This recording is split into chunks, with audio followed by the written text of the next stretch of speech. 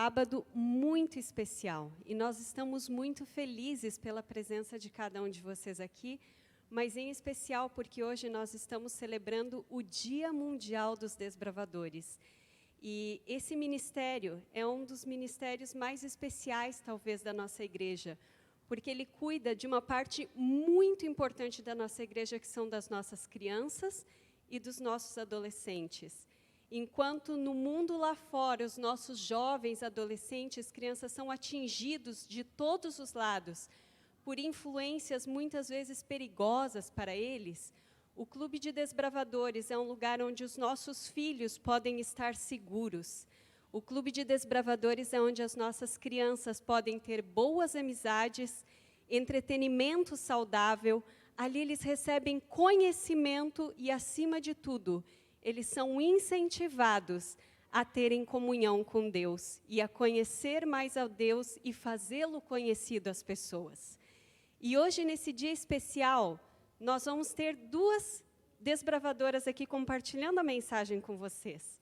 A família Alves, no ano passado, passou por um momento transformador, sem dúvida, na vida deles. E a nossa igreja, de uma forma ou de outra, participou junto com eles nesse momento. Nós nos unimos a eles em oração em diversos momentos. E hoje nós temos a Eloísa aqui com a gente. A Eloísa, ela vai testemunhar daquilo que Deus fez, do milagre que Deus realizou na vida dela.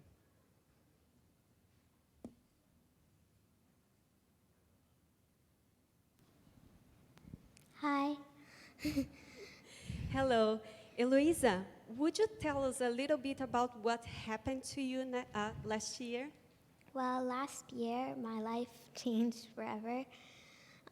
Something I thought would never, ever happen. Okay. Would you tell us a little bit about what happened? Well, at about this time of the year, last year, I started getting very sick in my stomach, and me and my mother kept going to the hospital about every week or so, and they couldn't figure out what's going on. How long were you feeling sick? It was about 2 or 3 months. Okay. And do you remember what happened when you went to the doctor, what she said to you? We kept going to the doctor, and none of the doctors knew what was going on, and they just thought I just had a little bit of stomach problems. And then one day when we went to the doctor, I told her that my eyes were going really fast side to side, so she ordered a CT scan. Okay, and do you remember what happened in the CT scan? Well, we went to the hospital to get the CT scan, and then right when me and my mom were leaving, the doctor called her and said that she needed to talk to my mom. And who told you about what was happening My to mom. you? Your mom? Mm-hmm. And were you scared? Yeah. Okay, what your mom told you that moment? Well, she told me to sit on her lap, and she said that the doctors took the scan, and they said that they found a mass in my head, and they needed me to be rushed to the hospital. Okay, and tell us about the MRI scan. How long does it take? Well, when I was at the hospital, they told me I needed a MRI scan, so it was just like the CT scan, just a little longer, and it was 2 hours long. Wow, 2 hours long. How were you feeling that moment? Well, when I went to do it, I was really scared because it was like my first time, and I couldn't move, I couldn't talk, I couldn't do anything like that. I could just stay in there. And how long did you stay at the hospital? Well, I got there on a Tuesday, and then I had my surgery on Friday, and then the week after I got there, I left on another Tuesday. Okay, so it was about 1 week, right? Mm-hmm.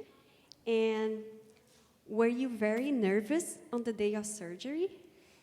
A little bit, because it was my first surgery ever, but when I went to have before the surgery, my dad has a friend that works there, so he was in there trying to tear me up, and I told him, "Is the surgeon Christian?"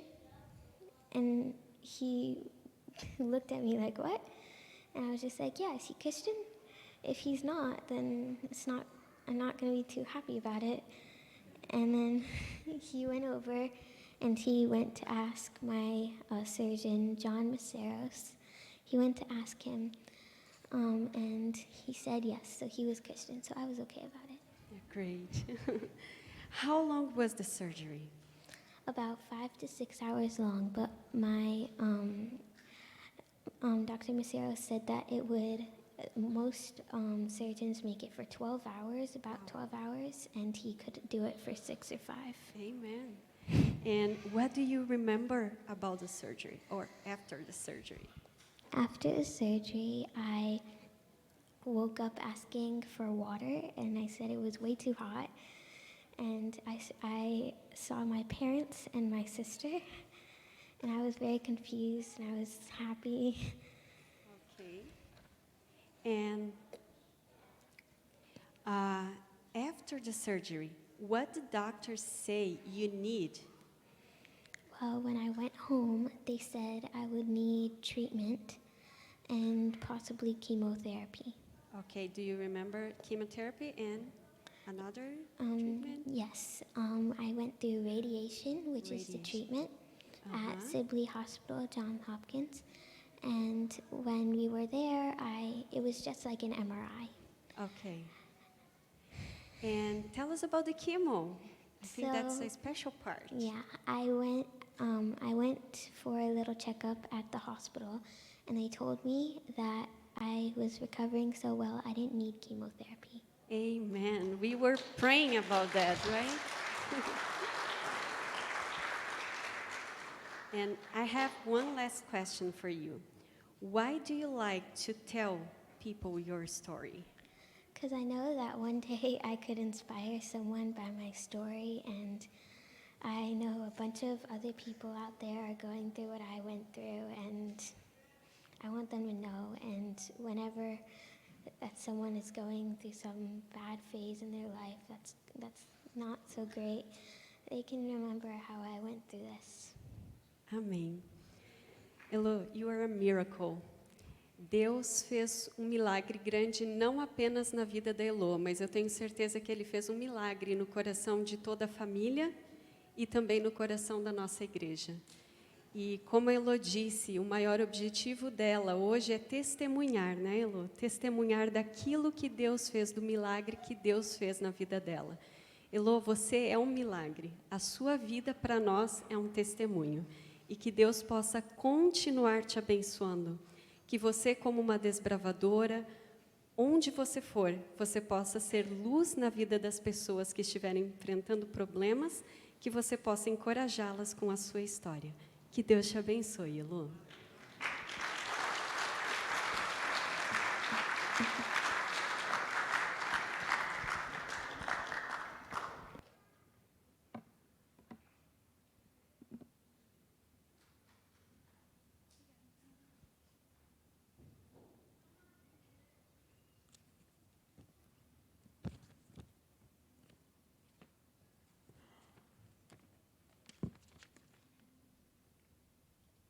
Hello, good morning. Feliz sábado. Sorry that this is in English, because if it was in Portuguese, we'd be here for like hours. So we're just going to shorten it a little bit. So, like my sister said, this was about 11 months ago, which is crazy, and I feel like it was yesterday. So, even though I've preached this story about like I think this is my 3rd time, I'm still pretty nervous, and I have this friend, and he told me that whenever he has to speak in public, he said to imagine everyone with a crazy hat. So if I'm looking at you, you're probably wearing something pretty crazy on your head. Okay. So David and Goliath, they've always been my favorite Bible story, and it meant so much to me that anyone, no matter what color your skin is, no matter how short or tall you are, no matter where you're from, you could do anything because God chose you. Everyone has a purpose here. and he chose each and every one of us to be here. So, 11 months ago, on October 26th, on a Tuesday afternoon at 3:30, I got a text message, one so life-altering I'll never, ever forget it. I had just gotten into my car, because at my old school, they had like a drop-off circle and a pickup circle. So when school's over, you go and you get into your car, you go home, and my grandma picked me up that day. And the reason my grandma was picking me up and not my mom is because for the past couple of months, my sister had been sick, but nobody knew with what. And I thought, okay, she probably has a stomach bug, or like, I don't know, she's nervous about school starting up again, because the year before we'd done a homeschool program that was pre-recorded, and so I didn't really think much of it. So I opened up my phone, and it was a text message from my dad, and it said, "Julia, tell Grandma to go directly home and don't go to the shop." And I was like, that's a little weird. That's pretty direct. And so my parents, they own a mechanic shop, and I usually go there after school. So my sister was supposedly at home with my mom and had missed about a month of school because of constant headaches and vomiting and stuff like that. So I questioned why, and I was like, why can't I go? Why do I have to go home? He said, just don't go. So I started to panic a little. What if someone got hurt? What's going on? And then I told my grandma, and she said, oh, that must have something to do with your sister's CAT scan. And my jaw dropped, because at the time, I'm not a doctor, and well, I knew what a CAT scan was, and it's basically a scan where they check your body for internal bleeding or tumors, and so that kind of freaked me out a little bit. And right when I heard that, I did the most stupid thing you could possibly do in a moment like this. I searched up her symptoms on Google, and I found the worst results ever.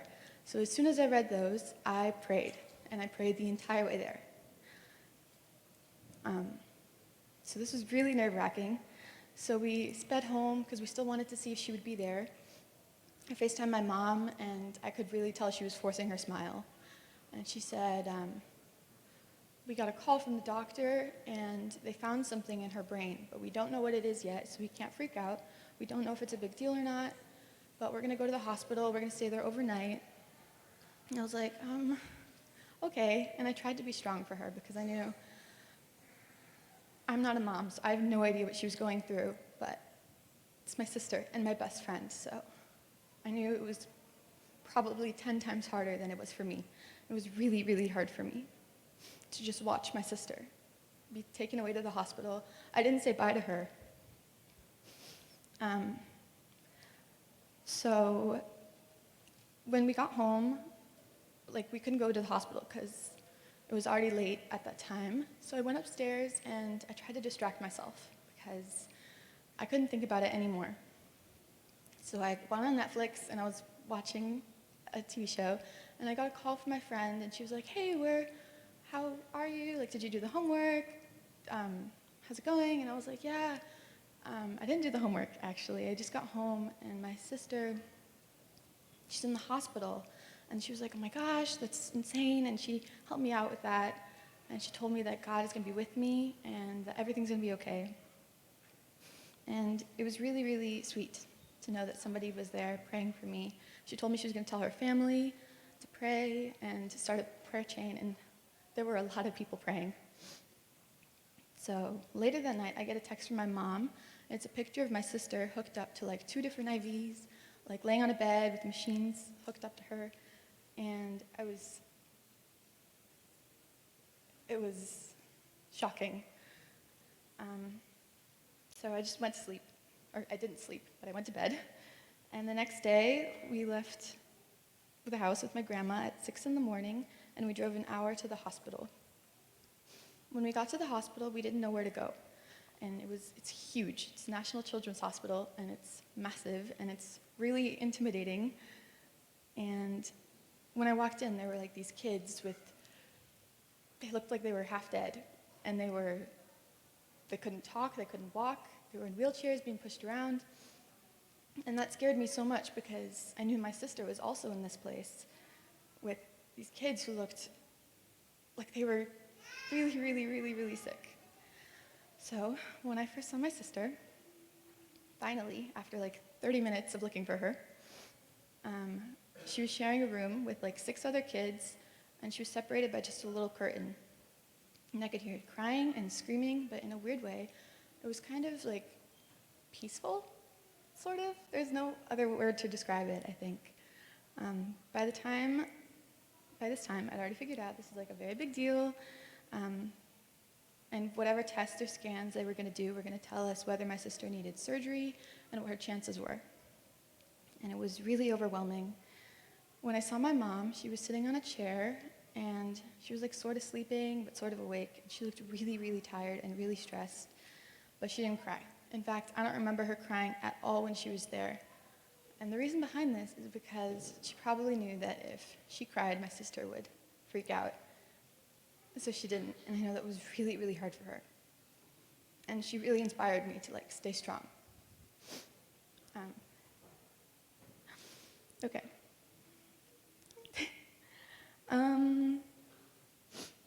So she had an MRI, and it was like 2 hours long, and she couldn't move, and it'd be really hard. And we stayed there the entire time in the lobby.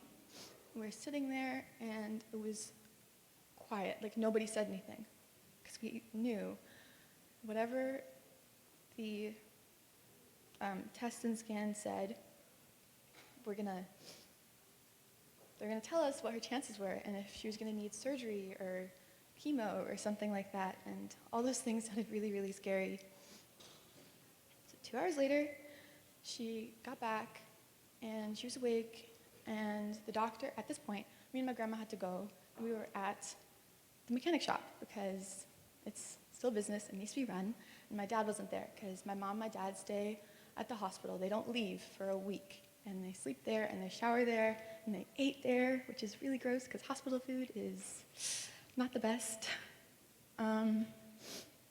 So we went there, and we got a call from my mom, and she told me that there was a brain tumor in her 4th, whatever. I have no idea. When she said tumor, I completely blanked out. And I was like, okay, bye, because I didn't want her to hear me cry, of course. And I was like in the middle of everyone. And it was super, I don't know. I went to the bathroom, and I cried, and I cried, and I cried, and I prayed. And then my grandma came to me. She was like, do you want to call the pastor for him to come over tonight? And I was like, yeah, I really, really do, because I knew he was going to tell me something, and he was going to pray with me, and it really, really helped. He lives pretty far from our house, too, and he drove there like almost every night. And he came, and he prayed with us, and he shared a memory verse, and it was really inspiring. And Lauren made me a card, and Martin was there, and Ingrid was there, and I remember that really, really well, and it was really inspiring, and it really helped me to continue to be strong. So the doctors also told us that there's brain liquid, like the liquid wasn't draining because of the tumor, so that's what was causing her headaches and for her to vomit because of the pressure and all that sciencey stuff that I don't really understand. They met the doctor, my parents.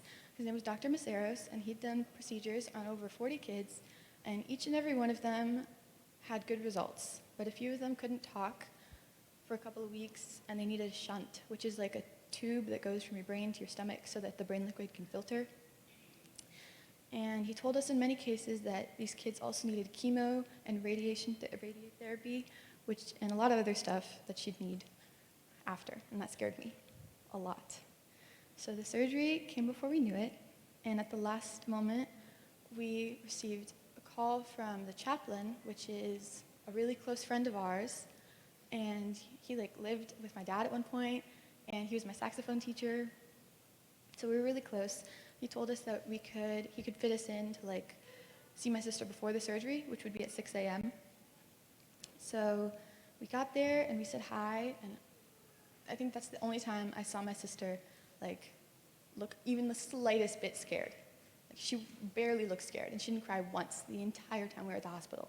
In fact, when we were waiting and we were sitting with her, she was singing like WGTS songs, and she was drawing and like coloring in the lines, which the doctor's like, oh my gosh, how is she doing that? What the heck? Does she even have a tumor? What's going on? And then we said our goodbyes and headed to the waiting area. And at this point, my grandma, because we were the only ones allowed to see her, because at the time, since COVID was still like kind of a big deal, only 2 people were allowed to see her. So it was just me and my grandma, not my grandpa, not my aunts, my cousins, or my uncles. So that was really disappointing for them. But my grandma's phone was beeping and getting messages like crazy. There were so many people all over the world sending in like these giant voice audios on WhatsApp, which were like 10 minutes long. So even now, like I go to school and like a lady comes up to me, she's like, wait, your sister, like I know you, I saw a picture of you, like I prayed for you guys and I was a part of this prayer group and I'm so happy I got to meet you. One day I want to meet your sister. And I was like, wow, that's crazy. So like half of Brazil was praying for my sister. And then the entirety of America, probably.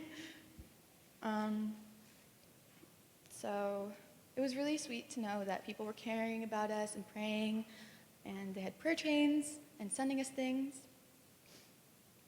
But, okay. So surgery would take like 6 hours, they said. And Dr. Maceras was doing it, and the chaplain was like, hey guys, you haven't eaten anything all day. You guys need water. Like the cafeteria is right there. Let's just go get something to eat. My mom was like, no. He was like, no, let's go. So then we went, and we were sitting there, and my mom was like, let's, Julio, go buy something for her to eat. And he was like, okay. So me and my dad, we go, and we're checking out, and I see like this man in full scrubs, his hairnet's still on, like his shoes are covered and stuff. I was like, what in the world? And he was dashing towards my mom. I was like, oh my gosh, what on earth? And I go like, isn't that the, and then the pastor, Pastor Mark, he goes up to us and he's like, here, Julia, go over there. I'll help you pay for the food. And then they left. And I was like, she's gone. Like nobody does that. They don't go to you in the middle of the surgery. At this point, they were like only 3 hours into the surgery. And I was like, oh my gosh, what am I gonna do now? I'm gonna like drop out of school and like take care of my mom because, oh my gosh. And I was like planning my entire life story out. And then my mom comes, she's like, yeah, she's okay. They talked to us, like his friend is like the surgeon's stitching her up. And I was like, then why did he come to the cafeteria? Why do you have to freak me out like that? So after like 45 minutes of her being done with the surgery, we were able to see her, and my mom and my dad saw her, and we were really scared because we thought, okay, she's not going to be able to talk. She's going to be asleep for a couple of days. Like, let's be patient. And my dad sent me a photo, or my grandma a photo of him and my sister, and he was crying, and she was sleeping. And then my dad runs in to the waiting area, and I was like, what happened? He was like, she's talking, and she was like asking for water. She was like, oh my God, it's too hot in here. Turn the AC on.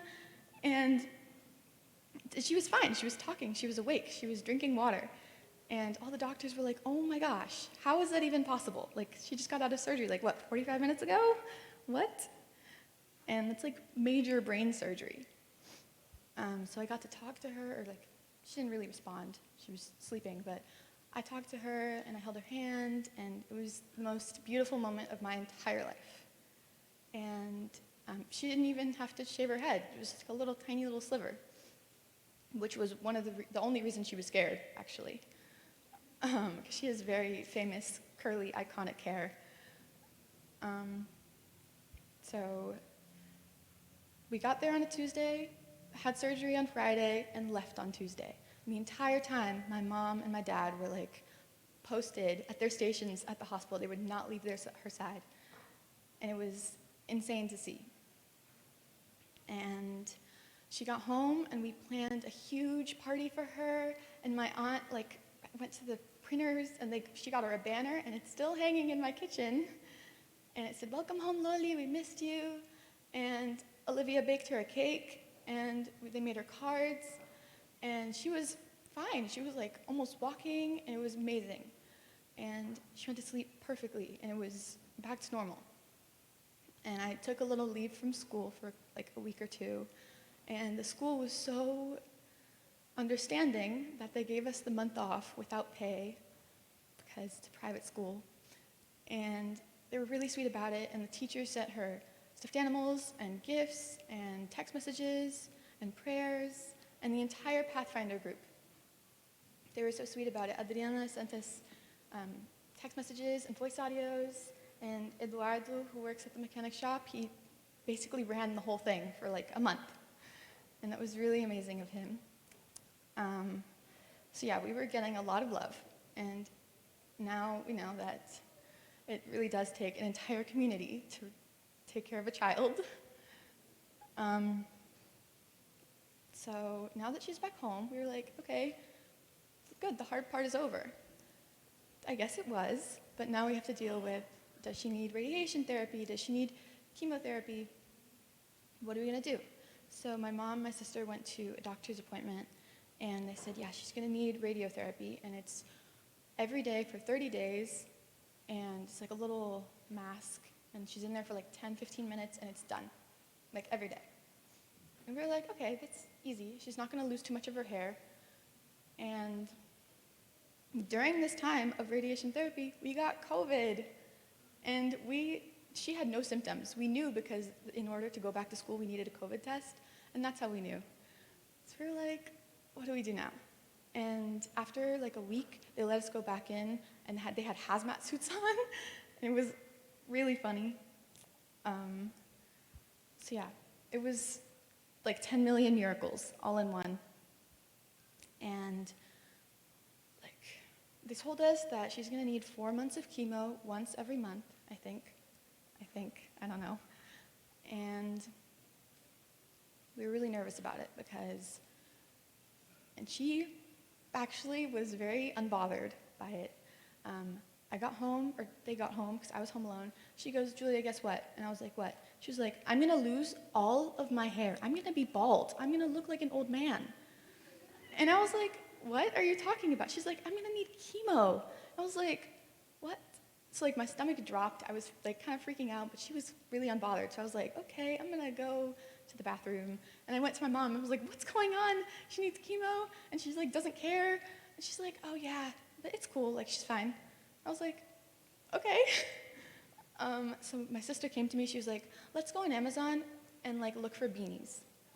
I want a beanie when I'm bald. I don't want people to see my bald head. And I was like, okay. And we chose out like 5 of them, but thank God we never even needed to buy them, because they said that her scans were beautiful and it's completely gone, and that God was taking care of her.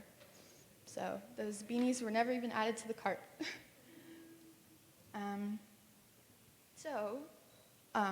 In all this, there were like 50 miracles, all in one. And first one, obviously, my sister is still here. We have like 1,000 prayer chains going on, still to this day, because we still have backup, like checkups every few months, and every single time, all the doctors are super impressed. And if you don't know, my sister is very, very good at gymnastics, and she was always very good at it. And then one of the checkups, the doctor goes, so are you walking okay? Are you losing your balance? She's like, what are you talking about? I'm already doing my cartwheels. And he was like, what? Is this true? And my mom was like, yeah. He's like, can you do one for me? Like, let me call in my friends. Guys, let's, like, come on. And she did a cartwheel, and they were like, oh my gosh, like, this is a miracle. That's not supposed to happen.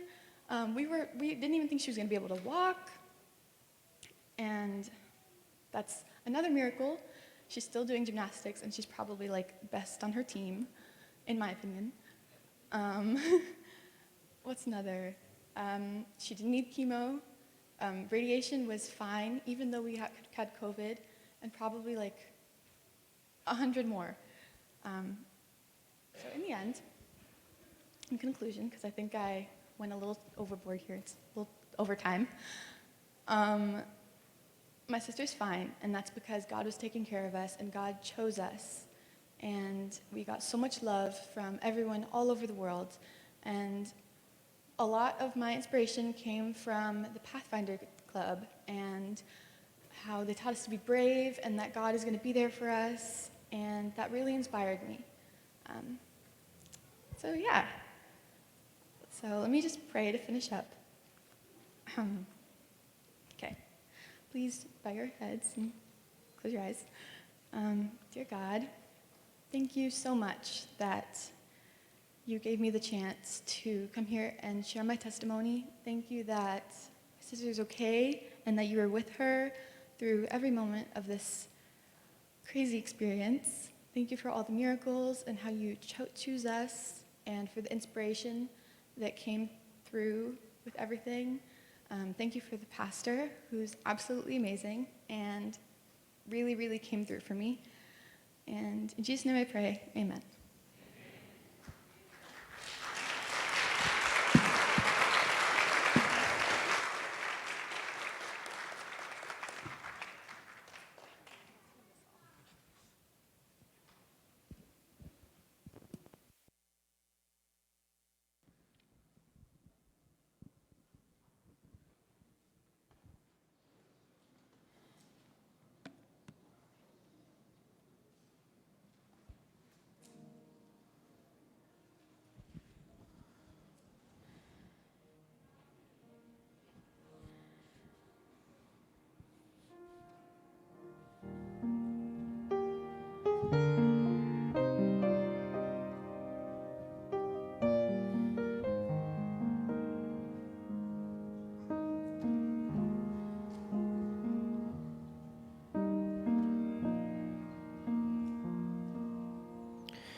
Eu quero sempre estar diante de tua face. Eu quero adorar tua glória soberana diante do altar. Eu quero sempre estar. Eu quero me envolver, Senhor,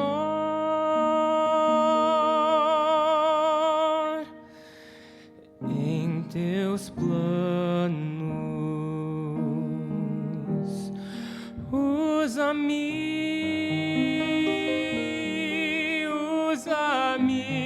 Senhor, eis-me aqui. Aqui, Senhor, eu quero mergulhar nos rios do teu coração. Eu quero mergulhar nos rios do teu coração.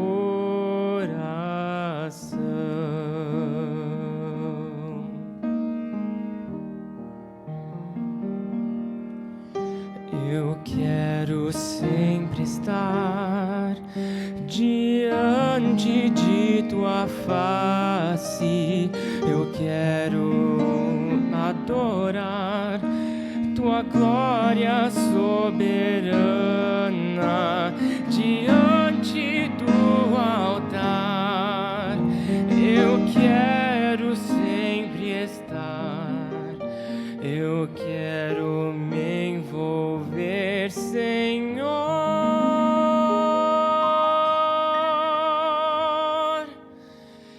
em teus planos. Usa-me,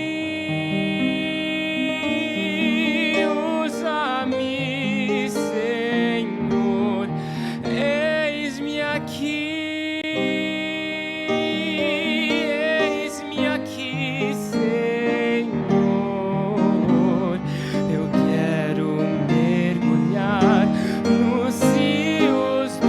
Teu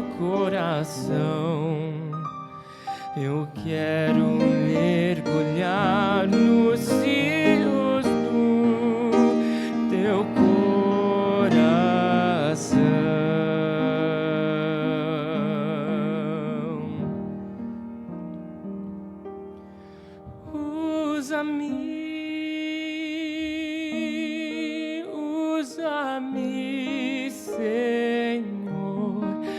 eis-me aqui,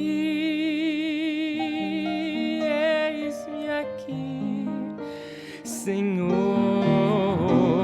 eu quero mergulhar nos rios do teu coração.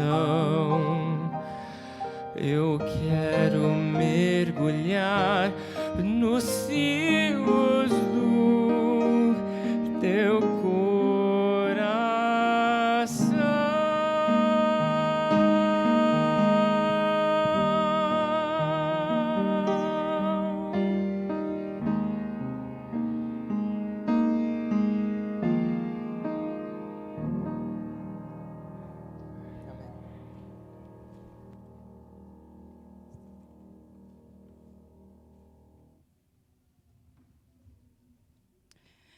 Eu quero agradecer a Elo e a Júlia por mais uma vez testemunhar do milagre que é a vida da Elo.